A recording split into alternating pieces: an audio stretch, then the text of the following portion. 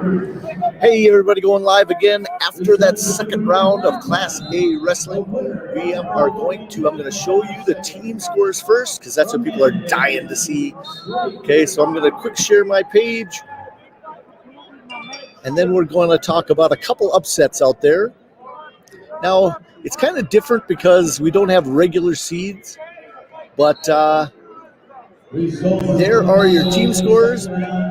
So let's look at those really quick. It's pulled into the lead. It's Bismarck High with 90.5 points going basically before the quarters. They got a couple rounds of wrestlebacks, but that was after the second round, so the round of 16. We got Bismarck Century in second, just 1 point behind them, but the big points are coming in here in the quarters and then in the semis tomorrow morning. Third place, like we expected, Valley City. Fourth place, Minot, who's had a nice day today so far, and St. Mary's in fifth, Dickinson in sixth, Jamestown in seventh, Legacy in eighth, Mandan's tied Legacy in eighth. So as you can see, we got one East school in the top 8 there, but we have in 10th place Fargo Davies, finding a way there. But I tell you what, we got a lot of wrestling yet to go. But the points are going to be a little bit higher than normal this year, having these extra rounds, a few extra pins, because the differential between some of the top wrestlers and some other wrestlers, I guess you could say, in that. But you can see those team scores. But now I just want to talk a little bit about a couple of the different things you can see.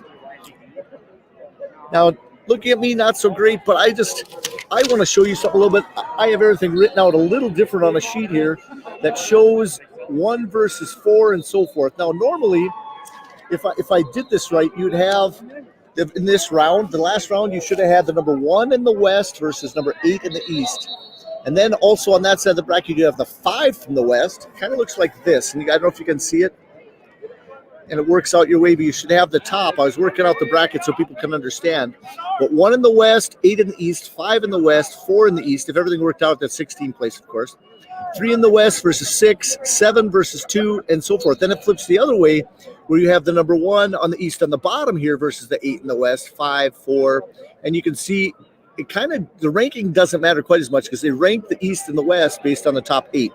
There wasn't any crossover for people out there that saw that the two Class A sides of the state did not meet each other very often. So you couldn't seed the state, or legitimately that was. So in a couple different weight classes, there's a few different ones I just want to mention.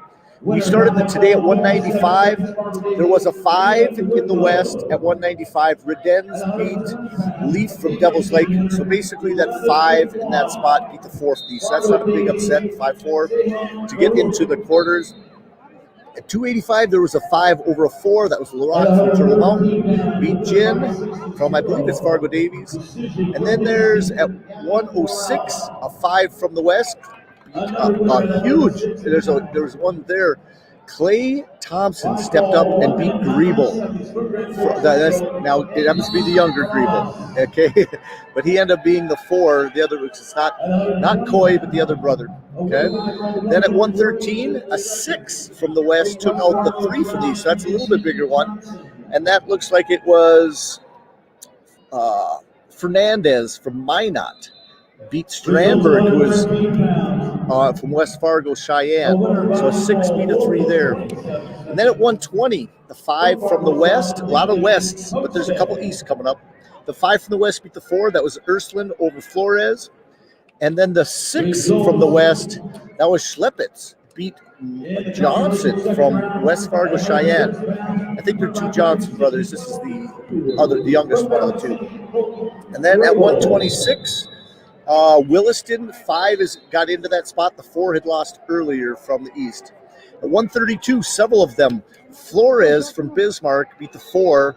Rogelstedt from Valley City. And then the 7, here's the biggest upset of the day. The 7 beat a 2 seed from the East, the 7th the West, but he's a good wrestler. And that was that Bloomhagen. And Bloomhagen only had 2 matches in the season, and he kind of was sitting out most of the year. I don't know if he had the injury or something, but he is a very good wrestler, but really didn't have much of a seed because he faced nobody. But he beat Spray from Devil's Lake. And then the 6 from the West at 132 got in there, and that's Gillen from Dickinson beat Owens from Wahpeton. At 138, Schulteitz, the 5, beat the 4, Karuli from Minot. So there was an East that did something at 138. No changes at 145, because in the quarters you'll have 1 versus 4, 2 versus 3, 2 versus 3, and 4 versus 1. So it just goes both ways. I'd show you the sheet if I had a spreadsheet on this, but I don't, guys. So then at 152, you got the 5 beating a 4. Redens from Bismarck Century, the younger one. Cole, the sophomore, beat Worrell from, I think it was Fargo North. And then at 160, the 6 got in, and I didn't write the name down. That's my fault. The 6, I should know that. It's from the West. Found a way to get in there. Let's take a quick peek. Maybe I can pull that up and you can even see it on there. But I did see that. Let's go to brackets. I'm going to quickly pull up 160 and who that was, so I give everybody the same justice. Booth from Dickinson got in there over the 3, which was laying out of Devil's Lake. Okay, so he'll be facing Muse in that spot, who is the 2 from the West. So the West actually has 6 in there. So you got the 2 from the East, which is 9, and the 1 from the East, that's Ward on the bottom, that are still in there. So from the West at 160, you got Burke versus Shear.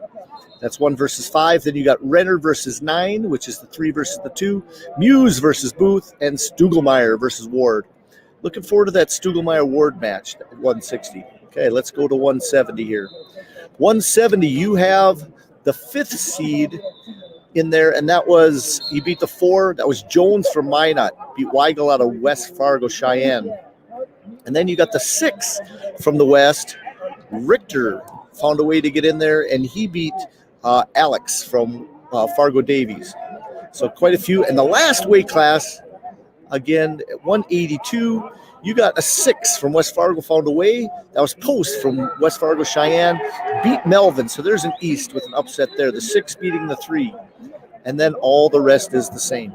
So having a great day at the state wrestling tournament. I hope you guys are enjoying these updates. Again, I'll flash those team scores one more time. I'll put up the screen here, and we'll flash up the team scores. Now that's with a couple of things of wrestlebacks going too. So let's now really quick go back to that, and all I have to do is hit teams, and we'll see the current team scores. Not much different, but you can kind of see there's a little separation. Bismarck Century wrestling really good, making a separation, because it's really a battle. If you know the rankings, it's going to be a battle for that 2nd, 3rd, 4th, 5th place round. So you'll watch these 4 teams in there: Century, Valley City. Might not surprise me a little bit, but they got some talent. St. Mary's will be in there. Jamestown's got a lot of points coming.